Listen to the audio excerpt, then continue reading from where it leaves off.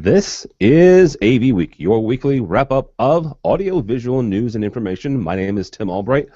I am your host. Welcome. If you're watching this live, good Friday afternoon to you. If you're not, just, hey, how are you doing? With us this week, we have a couple of new-timers, some folks that haven't been on for a while. And I noticed as I was introducing everyone, I have a lot of marketing folks. So maybe I'll get some free marketing advice after this show is over. First up, Mr. Joe Andrulis, VP of Marketing and Everything Wonderful at AMX. How are you, sir? I am doing very well, Tim. Thanks for having me on. It's always my pleasure. And AMX by Harman. I keep forgetting that. And AMX is fine. Everybody knows it, and that's all good. All right. But the by Harman part is important this week, and we'll talk about that in a second. Also a marketing guru, Kevin Main is Vice President of Sales and Marketing and Everything Good at Taurus Power. How are you, sir? I'm good, Tim. How are you? Good, good. I like Kevin's, if you're watching the video, I like Kevin's bookcase. So I'll have to steal that. Ted Green, my old buddy of POW from Strategy and Stratacom Group. How are you, sir? Good afternoon. Thank you for having me. It's always good to be had by you. I'm not quite sure how to take that, so we were in Denver together for CEDIA, so you know. We were indeed. What happens in Denver is quickly forgotten, apparently. Anyhow. A mile high. Mile high, yes. There we go. Very well done. Last but not least, John Parker from CTI Conference Technologies. He is from the Little Rock Group. How are you, sir? Good. Thank you for having me. Absolutely. All right. So we mentioned this when we introduced Joe here. We'll talk about this in a second. But we're going to go ISE and we're going to go hang out with some really cool folks, and Joe's actually one of them. We did a Kickstarter, really great. Joe and AMX was one of the companies that gave us an awful lot of money, and so thank you again, Joe. We're happy to get you over to ISE. Yeah. So but here's the thing, right? So I talked to these folks, and we've been doing this for 3.5, 4 years now. And at first we just did Skype, and so I just knew people by name and by voice. And then we started doing video, and I've talked to Joe, half a dozen times. He's advised me on some things, marketing and PR wise. And so last year at Infocom, I'm sitting with Sean Robinson from AMX, and this guy walks up, and this guy is like, this tall, and he's really, real tall guy. And he's like, "Hi, Tim." I'm like, "Hi, how are you?" Almost like, should I know you? And I look down at his name, and it's Joe Andrulis. It's like, because I'm an idiot because I can't recognize his face. Half the reason is because his face is in the clouds because he's so freaking tall. He's not that tall. So. Anyhow, so yeah, we're going to ISE and we get to hang out with Joe and so on. Okay. Harman, which is one of the parent company of AMX, did something interesting this week, and it took some folks by surprise. I would be one of them. Joe, but they bought a software company, right? And at first glance, I'm kind of excited about it because one of the things that's been around in AV for, good Lord, forever, and I don't want to use the converge word because I'm not going to, but the IT word, right? Yeah. This company that Harman purchased has 8,000 employees, right? It's an 8,000 employee software development company. Yep. What are some of the things? I'm not asking for official, Harman Sure. or AMX position, but from your standpoint, what are some of the things that Harman could do and AMX could actually benefit from with these software development folks? Sure. Well, I think one of the big impetuses behind getting this thing running is software is just becoming a big part of all systems. And Teleca, the name of the software company software services company that was bought, is getting added as actually a fourth division. So it's not part of any of the other divisions; it's part of the fourth division. And so it's complementary in the sense that all of the divisions in Harman are depending on software development more and more. And so adding it just made a lot of sense. It's going to be a great resource for all of us. In fact, I know that even we at our AMX have worked with Teleca in the past on some projects and for our own purposes. So this is all very, very exciting. It's all bringing them into the family. One thing that I found interesting is I was reading up on Harman and also the group that you guys got. Harman up until Wednesday had 16,000 employees, right? Roughly, Yes. Take a couple. So you guys got a 50% increase overnight, as far as a corporation, what does that? I mean, does that change the culture? Or does it just like, what's a few more people? Well, I mean, you can't predict the future perfectly, but I think the fact that it's operating as a fourth division will probably isolate that any direct effect a little bit, right? So, its own culture, its own way of operating will pretty much, I expect, probably remain a little bit independent of the way all the other groups operate. And I think that's good, right? So we'll have the capabilities, but you don't necessarily get distracted by deep integration efforts here. So certainly in the short term, I don't anticipate it's going to create any sort of ripples. Hopefully, the whole point of doing any of these mergers, though, is taking the best things you learn from each one and rolling it across the board. So I'm hoping there is some impact. I just don't know exactly what it's going to be yet. Yeah, absolutely. Ted, from your standpoint, both from the marketing standpoint and from you covering it from strategy, what do you think the impact's going to be of rolling a software development company into a primarily AV company, both from audio, video, and control? I'm not deeply knowledgeable about these software companies that they purchased, but I can say that this is, on the face of it, at least a good, potentially brilliant move by a management that recognizes that they need to increase their software chops based on where the industry is going.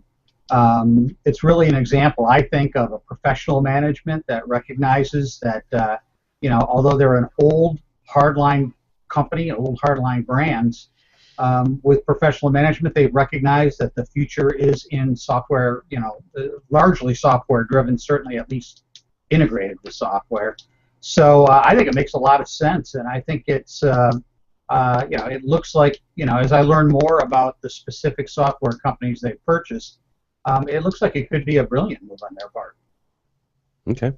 All right, Kevin, from your standpoint also, I'm not sure, Taurus hasn't exactly, purchased any companies like 8,000 employees, but from your standpoint, what impact do you think this will have on Harman overall? Well, at Taurus, there's only 50 employees, so we're not purchasing any 8,000 people companies right now. But I think Joe kind of hit on it a little bit earlier that so much of what we do now is software dependent. Whether you're building an audio-video receiver, whether it's a control system, or whether it's an in-car entertainment system, there's an awful lot of code that's being written for software for all of these applications. And I think that's the win here for Harman, is they bring in a skill set, or really enhance a skill set that they already have.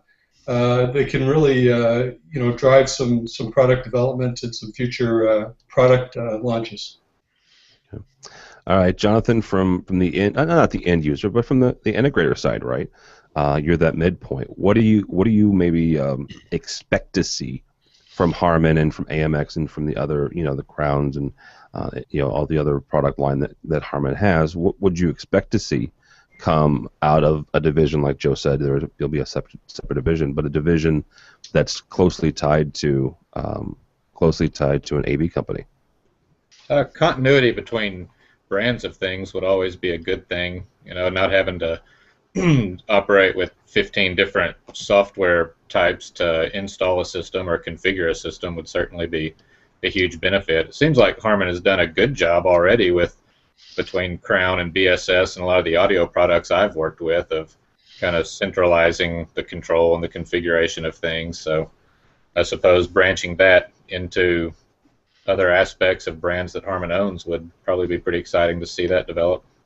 And that's their London software, is that right? Yeah, HiQNet in London, and that's the doing off the top of my head. So maybe let's get crazy here. As you know, I'm a programmer. Well, I manage programmers. How about that? And Jonathan does audio DSP really well. Maybe Joe getting one.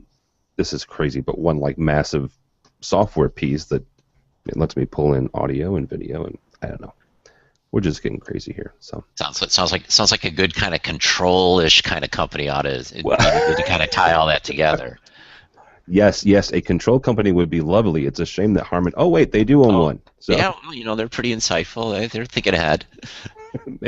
Maybe they knew about this one before they. Yeah, this is just crazy. All right, let's continue on with audio. Meyer Sound CAL is the very first Avenue Alliance certified speaker. Goodness gracious. If you've ever listened to this show for more than 5 minutes, you know that I am a big proponent of AVB. That is what the Avenue Alliance, they're a consortium that pushes AVB. They're all about AVB. They'll be at ISE in 2 or 3 weeks. They'll be at Infocom. A year ago, they had their very first certified product. It was an extreme switch, and it goes through rigorous tests. It goes through the testing at University of New Hampshire. And I, for one, was very excited because they even wrote that said, "Hey, great, awesome, groovy. We're going to have all these AVB certified products, these Avenue Alliance certified products, coming down the pipe." That was a year ago. Yeah. This is number 2. No, it's not number 2. I beg to differ. Okay. No, I'm sorry. You're right. There was a crown. There was a crown amplifier that's AVB. You're right. I'm sorry. That was number 2.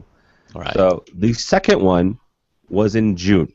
So now we've got a trend. Now we've got 2 was the trend. 3 is an overwhelming adoption. God, I love it's a marketing. Wave. I love marketing, guys. So okay, I'll give you a trend. I'll give my son loves patterns. This is a 6-month pattern, Joe. What? Yes, crown was the second. So Joe, we'll stick with you on this. What are we doing here? I mean, is it just the process is that rigorous? Is that what we're talking about, or? I'm obviously not an audio guy, and AVB obviously has spent most of its time on the audio side of it. So I really can't speak to the time to adopt. But what I will comment on is, Harman, and the industry generally knows that migrating towards increasingly network-centric AV delivery is real critical. And AVB, of course, is a great standard for getting that done. Harman is completely on board with that. We did demonstrate it by coming back with a second product that was AVB enabled. So we're, even though, you could argue that the speaker is a competitive product to our JBL product line, we're very excited about it because the standard's only as good as its adoption. Yes. And getting more and more adoption is really critical. And it always takes those first willing people to jump on board to get enough momentum behind a standard adoption to have others kind of feel like they need to get along with it. So they always start slow. I don't think that this is anything particularly unique. Okay. All right. Yeah, and I was just excited because they had the first couple ones. John, from your standpoint, you're my audio guy on this show. Is this a big deal that it's taking so long, or is this just it's cool that we have our first speaker? I think it's cool that we have our first speaker.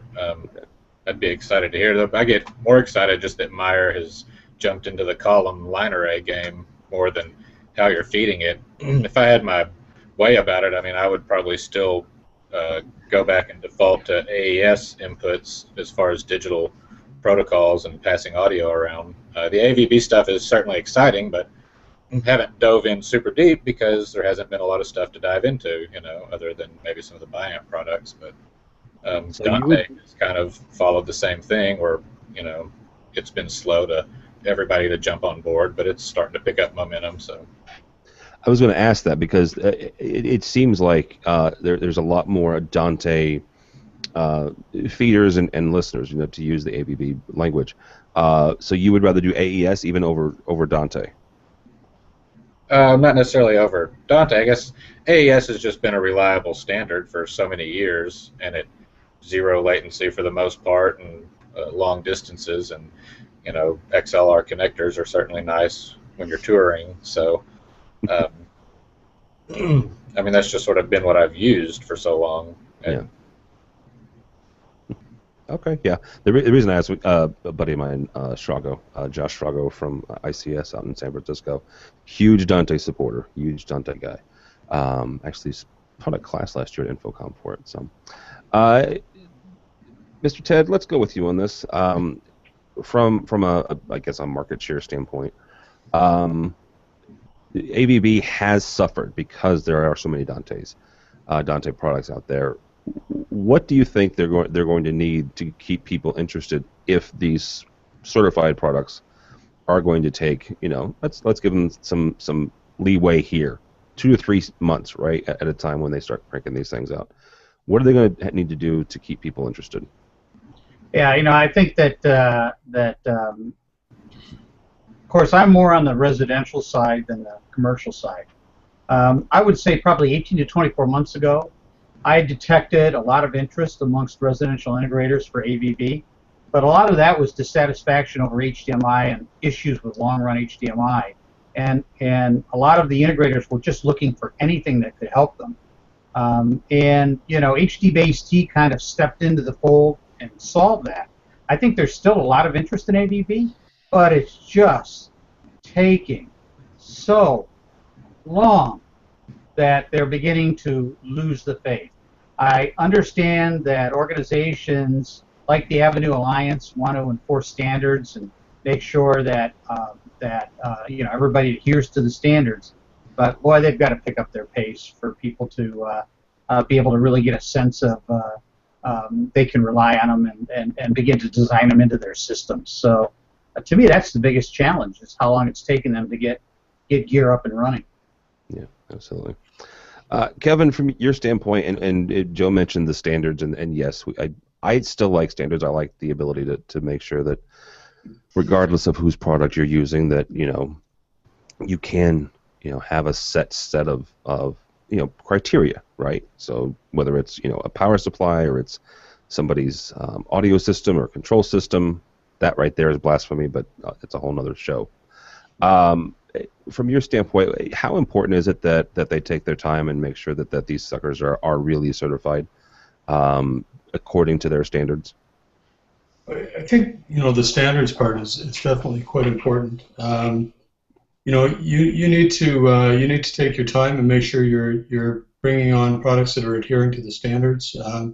But Tim, really with this category, you're a little bit outside of my area of expertise. Because I'm certainly more on the residential side as well, just as Ted had mentioned. So I don't think I can really speak too much more towards this particular topic. Okay, that will work. All right, moving on. We are talking about VIA International and the fact that, one of their founding members, a gentleman by the name of Randy Stearns, is leaving, or has left, rather. This one's difficult, right? I don't know. I mean, it was all over the Twitterverse. It's one of the lead stories in CE Pro, but I don't know much what to make of it, right? And I guess the best question to ask you guys is, are we in a situation where large multi-organizational groups, whether it's a residential or a commercial, can survive? I mean, yes, we have emerged out of the Great Recession, but Ted, we'll start with you because you work with manufacturers a lot and other businesses in this space. Are we beyond the point where large conglomerates like this can still survive, or is this just something else? I have to tell you that from the day that this was announced, I questioned whether or not each of these entities are in a specialty niche, largely geographic-centric business. And, if you talk to any of the really smart financial people, they'll talk about how, rolling up multiple companies like this can gain leverage, and through synergy you can lower costs and overhead and improve margin. But for most of the people in the specialty business, margin is not, margin's always an issue, but it's not that big of a driver of the success of the venture when you're dealing with specialty and especially luxury-oriented goods. So from day one, I questioned it. Actually, I got into a little behind-the-scenes debate with another journalist whom shall remain nameless, who the day that was announced said, oh, this is going to be a huge success, largely based because of the fact that Randy Stearns, who I've interviewed, is a very, very smart guy. So the thinking was sort of along the lines, if anybody can make it work, he can. And in fact, somebody commented on the CE Pro article and said exactly that. He's so smart, if anybody can make it work, he can, except he's now out of the picture. They now have a financial guy who was brought in to kind of salvage the situation. And we'll see where it goes. I just think that it was the right idea, but the wrong venue. And I think that that business strategy favors companies that are larger volume, maybe margin-stressed companies that by combining, consolidating, eliminating redundancies, improving leverage can improve their margins and improve their market power for buying demand. All those things really don't play in a specialty business, so I'm not all that surprised. So it's more about the specialtiness of it than it is the conglomerate part. Is that what I'm? Yeah. I mean, taking the example to a ridiculous degree. I mean, you can go to some craftsman, in South Africa and say, okay, I'm going to put together a consortium of all you craftsmen and try to take over the, whatever, the wooden flute market. But it's just not the right business model to try to consolidate to take major market share. And integrators are a specialty business. They have many wonderful parameters and aspects to their business, and consolidating to lower costs to drive margins to grab market share is really not so much a specialty market attribute. And I think it was just it was probably doomed from the beginning. Wow.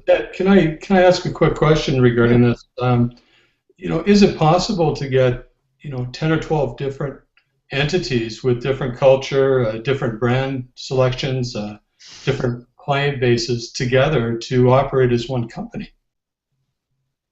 Well, it's physically possible to do it, but it is very challenging, and you don't really realize the benefits of the leveraging unless it's a consistent line assortment across all the brands. And if all the markets have a similar type of demand, it's just really hard to scale a specialty, almost craftsman type business. It's very hard to scale that. Yeah, I'll add one other dimension to it. I agree with the specialty craft business, and that characterizes a lot of traditional AV. The one area where there's a potential for an organization to serve a bigger geographic areas and for the big global companies. And we're seeing an increasing number of large entities that have multiple sites wanting to do a common design across all the different facilities so that they can upgrade it more easily and maintain it more easily and interoperate more easily. And it is a little challenging sometimes that there's a lack of dealers who can cover all the locations that they have an interest in serving. So this really doesn't speak to the situation at Buy International specifically, because there's a lot that goes into making an acquisition successful or not successful, and especially when you put that many groups together. But I do understand perhaps the strategic argument for it. Well, and here's the other thing, and let's take it from the integration side, because John, and I'm going to pick on you for a second. John's a part of a large, I would call them large. Conference Technologies is got 15 or 16 offices. AVI Systems, our buddy Kelly Perkins works over there. They've got 16 or 17 offices. Primarily, both of those companies primarily in the Midwest, right? But maybe what I'm hearing, and back to Ted's point, and Kevin, you said this also, is the niche part, right? The craftsman part of home integration, as opposed to both CTI and AVI Systems, are more in the corporate side, right? Mm-hmm. And not to put too fine of a point on this, but my buddy Rich Fregosa is a wonderful programmer. He lives in the residential space. Almost every one of his programs is from the ground up a brand new program, right? And the programmers that I manage at NOVED, we have multiple catalogs of a conference room, right? Where you've got, 2 or 3 basic displays and this, that, and the other, but you've got a basic system already built, whether it's an AMX system, or it's a Crestron, or it's an Extron, or whoever, you've got 2 or 3 of these programs already built. And the same thing with drawings, and the same thing with consulting, right? You're going to walk in there as an integrator if it's a design build, and you're like, you know what, this is who I can get, so this is kind of what I've already got going, and you kind of go into it, right, already in. In homes, it's a whole lot different. Is that what I'm hearing, Ted? Is the fact that each one of these is a custom job almost?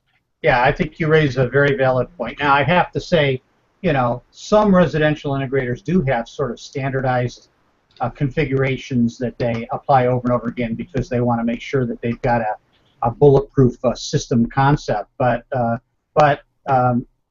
for the most part, what you say is true. As a rule of thumb, each system is sort of custom created, and that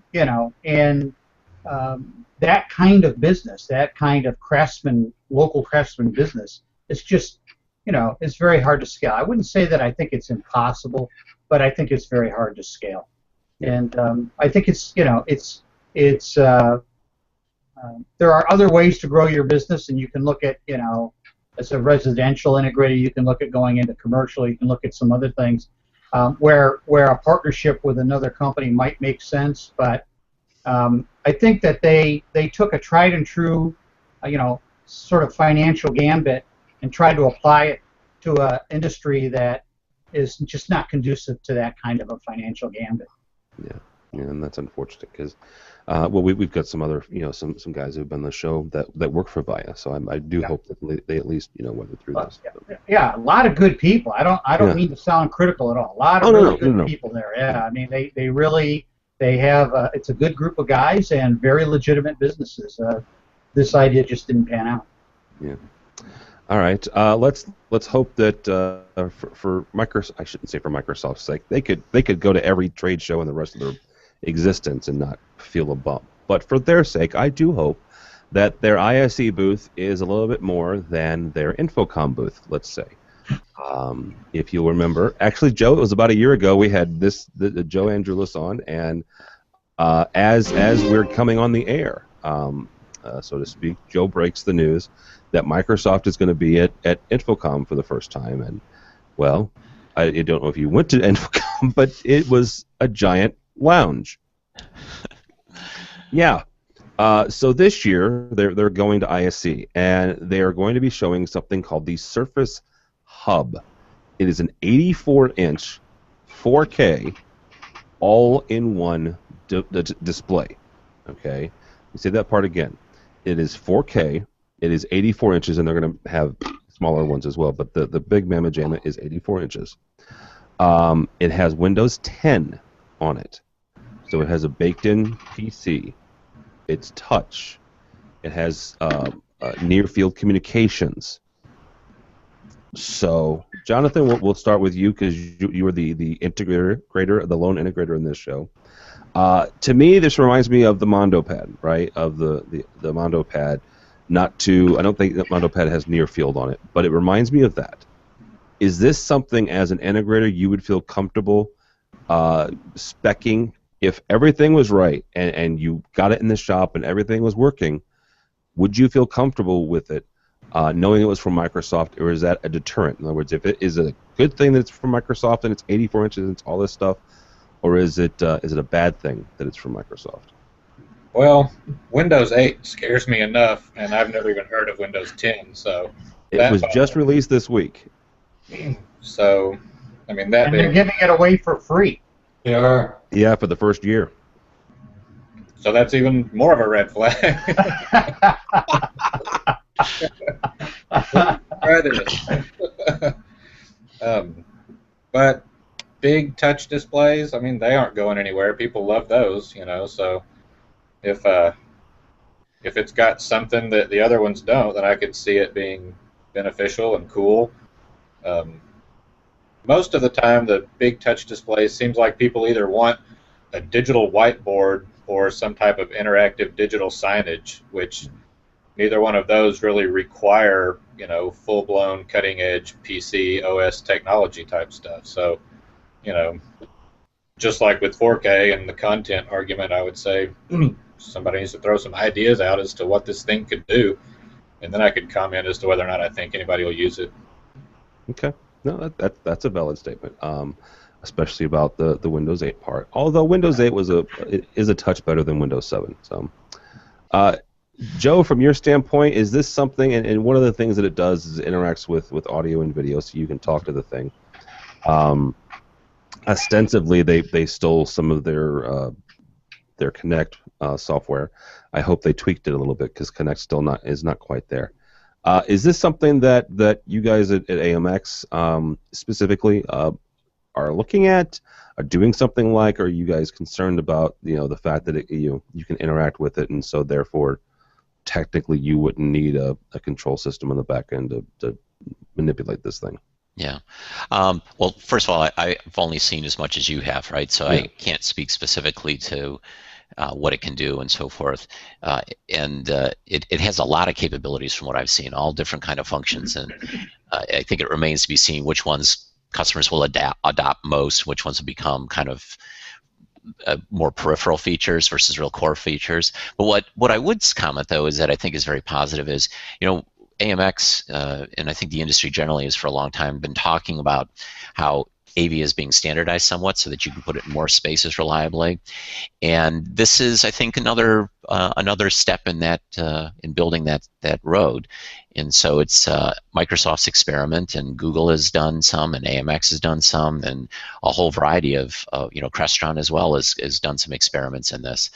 And we're still working on the formula to find the things customers want most. But I'm excited to see what it can do. I hope it brings good ideas. I always think that competition forces everybody to rethink their business and come to the table with some new ideas. So I'm hoping that at ISC we see a huge step up from what their InfoComm presence was, and that they've got something exciting to show off. Yeah, I do too. I do too. And if you didn't catch it, actually Google was at InfoComm too. They were they were asking people to join their job force. So yes, they were. Yeah, I haven't seen whether or not they're coming to ISC yet or not. So I haven't looked, but they have so many divisions that there could be somebody there. There could be somebody there. You would have no idea that they do it. Ted, from your standpoint, what do you think? First of all, what do you think about it? And secondly, is it something that you could see, either in a residential space or a smaller pro space? It's really hard for me to judge the product because I have to really get around the whole Microsoft equation. When it comes to hardware, Microsoft's got just such a spotty record that I've got to say that with any new product that comes from Microsoft, frankly, they're guilty until they prove themselves innocent to me. So I got to tell you, if I was an integrator, which I'm not, but if I was, I would be very, very hesitant to see how it plays out before I got on board. Okay. Go ahead, although, Joe. Tim, what's interesting about this is because it is coming from Microsoft, you wonder if Microsoft's strategy is not to convince the integrator, but to convince the IT director, who might already be committed to Microsoft and says, hey, this is one more thing you got for me. It may be that the traditional buying decision makers are changed a little. Yeah. What was that, Ted? I was going to say it could be kind of an end run. I think he makes a very good point. Could be kind of an end run. Right. See, it's not even an end run anymore, guys. That's the thing. Somebody said on Twitter, this is the introduction of IT, or IT officially is AV. It's been that way for a while. I mean, honestly, we do a show called EdTech here, where we have technology managers, and all of them but one, and I was the only one when I was a tech manager that was under IT. But the difference is sometimes you can organize them so that they're merged together. But what's interesting about this one is the decision-making authority might be different, right? So you still had an AV guy saying, hey, the IT guys, they go, okay, the AV guys are in my department now, and they manage the conference room, but I really don't want anything to do with them, and I don't want to go into their spaces, and God bless them, good luck to them in there. And put their stuff on the network, and that's the extent of our relationship. But this is a product that really says, no, you know what? While you're buying your PCs, buy 8 of these as well and just install them along the same pathway. And so it's going to be, I think they may be targeting a more genuinely unified department than has been in the past.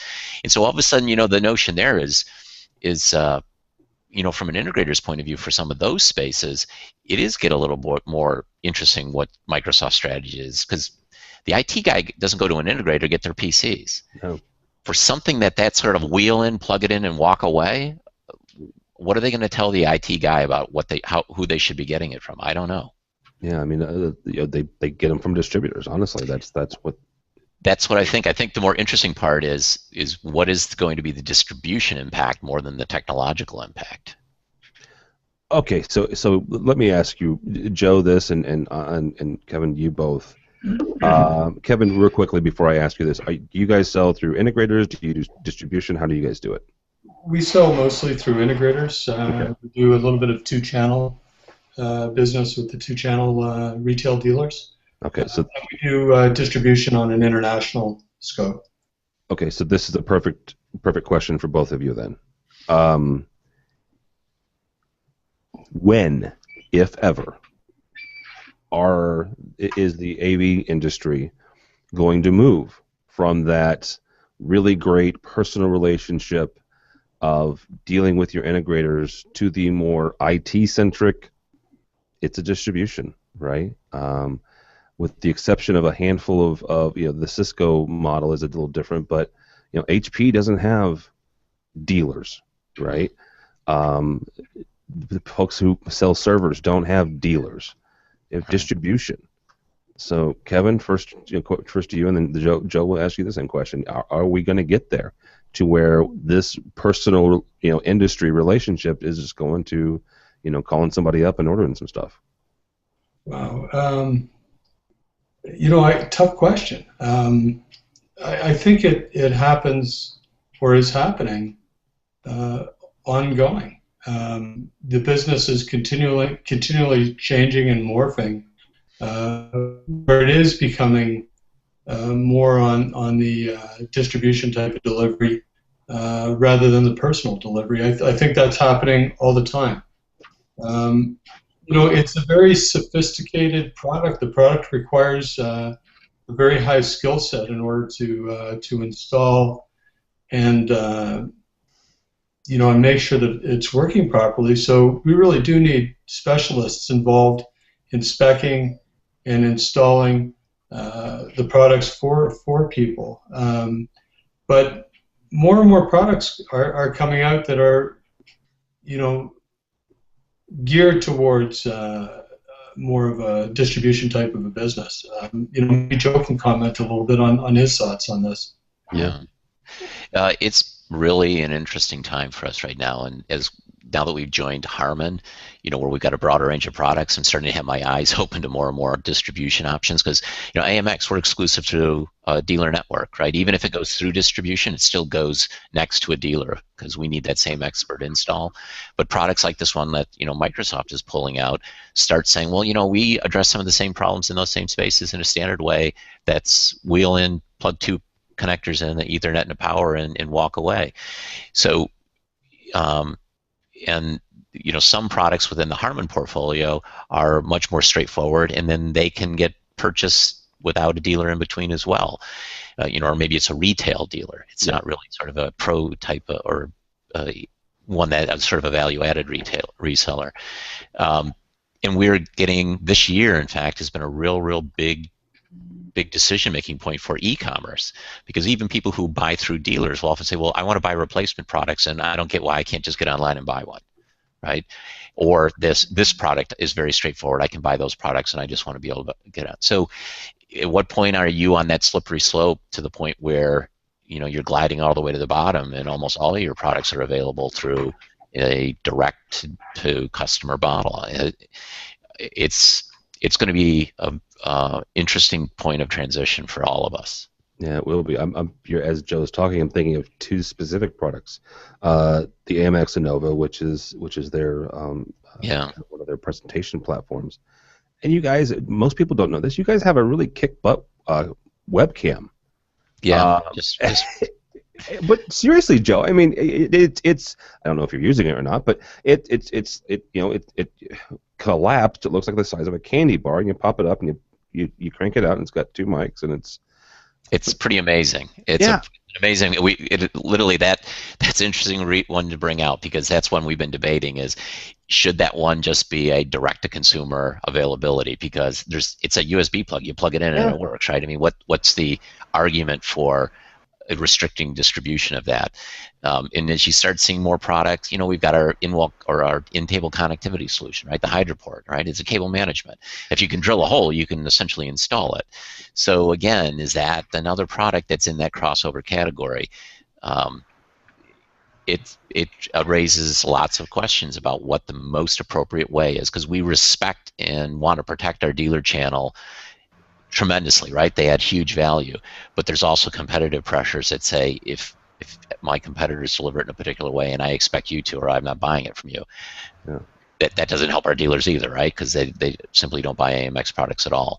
So we got to find a way through the woods here together. Yeah, that's a very good point. But that's I don't envy you. How about that? So, Joe, can I just ask a question? Because Sure. one thing that I see is, you know, the integrators, the dealers, certainly the good ones, are pretty. They're able to move with the marketplace, you know, and they see what's happening in the market and change their business so that their businesses remain viable. Yes. I see that, and certainly one thing that comes to mind for me in this discussion is kind of the change that's happened with the iPad in the industry, where you know, a lot of the higher end integration systems have been, I don't know if dumbed down is the right word, but you know, they're certainly being controlled through an iPad, where if you go back, you know, 6, 8, 10 years ago, that wasn't the case. Yeah. And the integrators seem to change their business to adapt and still keep their businesses viable. Yep. I completely agree with you, and I think that's one of it's the painful but necessary acceptance that the dealers need to do. And you do see the good ones say, you know what, the world changes, and it's not AMX's fault or any other vendor. They can't control it either. And they do. They move to increasing levels of, they provide more services, or they do other things that wrap around the products to say, I can still do a lot for you, Mr. End User. But you know what, that's all change, and change is uneven, and it's always traumatic for companies. So even though people may accept that intellectually, getting them to actually put it into practice, encounter all of the challenges culturally that might represent, and skills, people's jobs may change, or some may be lost and replaced by others. You know, that's tough for any industry. It's tough for any company. It's even more traumatic when you're looking at an entire industry doing it. And manufacturers rely essentially on the entire industry, and so we're exposed to the challenges each one of them feel separately. Yeah, absolutely. All right, we're going to kind of wrap this up by talking about ISE a little bit and some folks that are doing some cool things. First, Joe, you guys are going to ISE. You will be a part of ISE as Integrated Systems Europe. It's the world's largest AV show. It's in Amsterdam in just over 2 weeks, which is kind of crazy. When do you land there, Mr. Androulis, and what are you guys going to be doing? Well, we certainly will be there. In fact, we're always there. We always have a big presence. This year, the big change will be we'll have a bigger booth than ever. We're essentially taking the Harman Professional booth and the AMX booth, combining them into a property that's about 40% larger than the previous AMX booth, which was always large. And the big difference is it's going to be not an AMX booth. It's going to be a Harman Professional booth. All the brands will be represented using kind of the experience center plus product area model that AMX has used in the past. So I don't know quite what to expect. I mean, even though AMX is kind of taking the lead for planning it, it's still a bit of an adventure for us. But it's going to be a very, very neat experience. I'm delighted you'll be there in person to see it, Tim, and can't wait to get there. I know you'll be busy because I've been going back and forth with we're always packed. Mr. Lane Shannon and rescheduling and triple scheduling, and yeah. Kevin, you guys will be there too. What will you guys be showing at Integrated Systems Europe? We will be there. For me, this is my first ISE, so I'm pretty excited about going. Cool.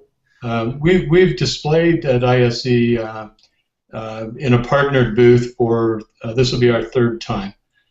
So we're relatively new to this show. Our business has primarily been focused on the North American market until I would say the last 3 or 4 years, and now we're starting to branch out and do a lot more business internationally. We'll be showing our isolation transformers. We have a small setup, certainly very small by relation to what Joe's involved with at AMX. But you know, for me, it's a chance to get to understand the international and specifically European market, and try to understand the differences between the European market and the North American market as it relates to our products. We're finding that our products in the North American market are being they're being used and installed by custom integrators more than anybody else, high-end custom integrators. But the European market is seems to be more of a two-channel play for us. So, you know, one of the big things on my radar is to try and understand what are the differences between the marketplaces and how do we approach the different marketplaces relative to Taurus Power. That's interesting. I'm with you. This is my first time going as well, so it'll be interesting. And we have a booth, and it's not anywhere near Joe's size either, so don't feel bad. We're all about size, Tim. Nice. There it is. God love you, Joe. Ted, from your standpoint, yeah, talk about something. My face is red, I can tell. You're from the residential side and the consumer electronics side. Is this show important for that market? Well, I mean, certainly for manufacturers that have worldwide distribution, it's important. For me, my coverage, you know, for Strategy.com has been almost exclusively U.S. based, I thought, but I just did the analysis of my 2014 business, which, by the way, I had an insane year in 2014. My average daily page views more than doubled. Good. My subscriber list hit new records weekly for the entire year. And probably the biggest surprise for me was that Strategy.com is now being read in something like 139 countries, which tells me that it's still very heavily predominant in the U.S. market, but it's beginning to be prominent enough now in my numbers that I think I have to really start looking at going. But yeah, I'm not going this year, but I am looking at it. Yeah, we kind of did the same analysis, and when you start getting multiples from like Saudi Arabia and Russia is a large country, but these smaller ones, like, you know, we have lots of India, lots from China and other countries as well. So yeah, we kind of did the same thing. So real quickly before we get out of here, I wanted to kind of mention an old friend of ours. Middle Atlantic is doing something interesting. They threw together and they are offering. It's called C2G now. When I was buying it, it was called Cables to Go. It's a company that I used to use a lot. But you can buy. If you're a dealer, basically, you can get it from Middle Atlantic. I thought that was kind of cool. And the other thing is the fact that we have, I mentioned the fact that we have a booth. We do. It is a very small booth. It's in Hall 7. Joe, what hall are you guys in? Oh, gee, for our booth number. Never mind. All I know is that we're right up front as you walk in. We're off to the right. Well, I never remember our booth number. They're the entire booth. They're in the entire hall. Entire hall. Kevin, do you know your guys's? I believe we're in Hall 5. There you go. So we're relatively close. It's a huge space. So come by, go see Kevin, go see Joe. Make an appointment to see Joe because he's very busy. I am not that. No, we're all kind of busy. Hit the ground running. And by the way, Tim, if you need another correspondent over there for AV Nation, you know, I'm available. $1,000, baby. $1,000 get you over there. I have. We were with Joe's help and a number of other people. We did a Kickstarter, and to save about nearly $1,000, actually, we did Air B2B. So we rented an apartment like 3 blocks from the RAI, and it was a lot less expensive than renting hotel rooms. So.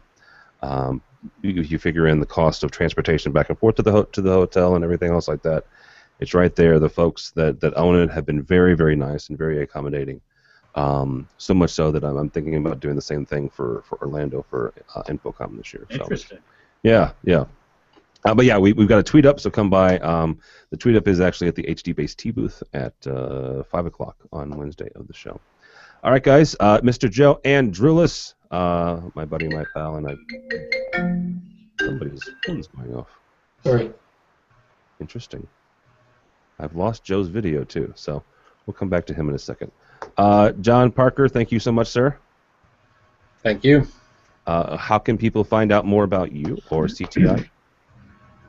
Suppose conferencetech.com. Okay, very cool. Mr. Ted Green from Strategy and the Straticon Group, thank you, sir. Thank you so much. Fun as always. How can people find you and find out more about you? The best place to find me is at strategy.com. That's strata-gee.com.